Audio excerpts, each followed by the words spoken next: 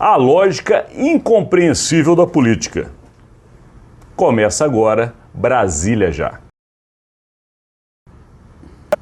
Bom dia, Rodolfo. Tudo bem, Alexandre? Bom dia, amigas, amigos. Estamos aí começando mais um dia de conteúdo, levando para vocês as informações da capital federal, numa semana que se encerra com algo que de fato para muitos é incompreensível. E nós também aqui em Brasília, não achem vocês diferentemente, também temos dificuldade de compreender muitas das coisas que ocorrem nessa capital. Mas é a lógica da política. Ontem houve a famosa sessão para votação de aprovação ou não, que é o que aconteceu de fato, dos vetos presidenciais. Os vetos presidenciais são um instrumento que o presidente da República tem de, não concordando com o que foi aprovado pelo Congresso Nacional, derrubar numa canetada. Porém, a Constituição estabelece que o veto tem que ser novamente submetido pelo Congresso. E é isso que aconteceu ontem, com uma derrota acachapante para o governo, sendo que os próprios governistas, a própria base de sustentação do governo federal, votou contra o presidente. E muitos se perguntam, como isso pode acontecer, né, Rodolfo? Pois é verdade. Não, realmente foi uma derrota estrondosa que o governo sofreu. Ele praticamente perdeu em todas as votações, né? Praticamente todos os vetos foram derrubados, alguns que são de fato muito importantes. Mas aí tem uma série de coisas ali, né, que foram conjugadas ontem, né, para a gente conseguir compreender o que aconteceu. Primeiro, tinha algumas questões ali que já eram meio previsíveis, as derrubadas, por fatores que vão muito além de você ser ou não ser base do governo, principalmente na questão da desoneração da folha de pagamentos, né, que era talvez a derrubada ali mais previsível de todas. Quer dizer, o que é isso? Isso é uma coisa que já vinha se estendendo há 12 anos, que era a possibilidade de você, das empresas, de você descontar da folha de previdência, do que você paga de previdência. Um benefício fiscal. Você paga de previdência, tendo alguns descontos em 17 setores da economia brasileira, que são justamente os principais setores da economia, aqueles que mais empregam. Então, o ministro Fernando Haddad tinha sugerido ao Lula que fizesse o veto integral, o que o Lula fez, mas, enfim, todo mundo sabia que isso ia ser derrubado. Por quê? Justamente pela pressão desses 17 setores, né, pressão forte que eles fizeram. Então teve 14 frentes parlamentares, fizeram um abaixo-assinado antes dizendo que iam vetar integralmente, derrubar integralmente o veto, né?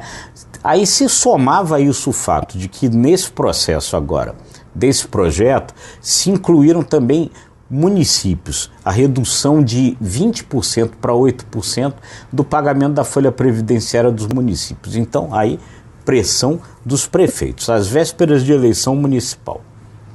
Não tinha como ser diferente. Então, era claro que não seria diferente. Então, isso é o que explica esse veto. E aí outros foram por conta de diversos acordos que a gente vai explicar mais adiante. Esses acordos, na verdade, já estavam previstos, porque o presidente da República já sabia, inclusive através de um almoço que houve nessa semana, na terça-feira, para ser mais precisamente, entre ele, presidente Lula, e o presidente da Câmara, Arthur Lira, já para negociar as votações. Por quê? Porque Lula sabe que ele precisa de fato da reforma tributária aprovada, é o que interessa para ele. E os demais assuntos que compõem a chamada agenda econômica que está em votação no Congresso Nacional em uma semana apenas. Ou seja, é aquela história que você gosta muito de dizer, Rodolfo Lago, às vezes tem que se dar os anéis para se preservar os dedos, e foi o que o Lula fez. Neste momento ele não tinha como conseguir a vitória nos dois pontos, ou era agenda econômica ou era veto. Então, era melhor ele abrir mão das votações dos vetos e, para isso, ele liberou, inclusive, os seus aliados. E muita gente acha estranho. Peraí, quem está na agricultura do governo federal, quem está ali na base de apoio do governo, vota a favor do marco temporal, contrário ao que o governo... Mas é porque está previsto.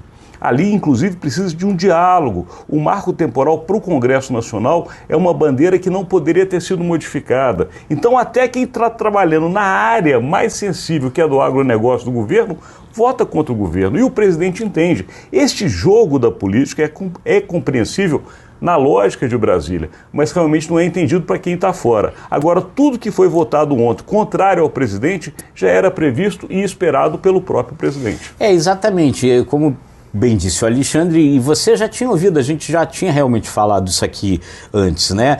Que o governo já estava prevendo essas derrotas e ia entregar alguns anéis para preservar os dedos. Quer dizer, o que era mais importante para o governo, né, dessas várias coisas que estavam previstas na agenda?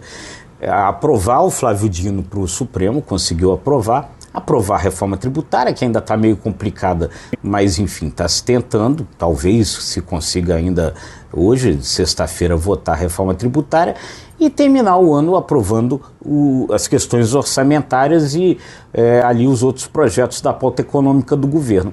Aí nesse ponto, quais eram os anéis a serem entregues? Essas questões do veto.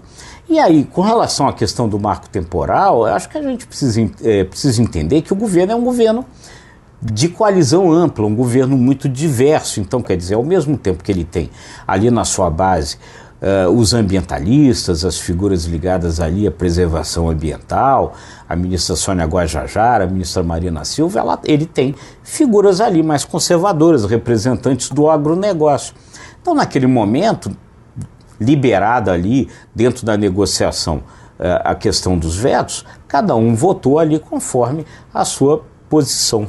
E isso é esperado na política. O que a gente não pode é achar que quando acontece um momento como esse, o governo está perdendo apoio. Na verdade, é uma grande negociação. É uma jogada de xadrez, onde se perde, de repente, uma peça para ganhar outra mais à frente. Mas aqui a gente tem que chegar no nosso encerramento, porque o nosso tempo estourou, Rodolfo Lago. É isso aí. É isso, gente. É o jogo da política. E a gente está aqui para explicar esse jogo para vocês. E agradecemos a sua audiência. É isso aí, gente. Se você gostou, curta, compartilhe, se inscreva nos nossos canais. Obrigado e até amanhã.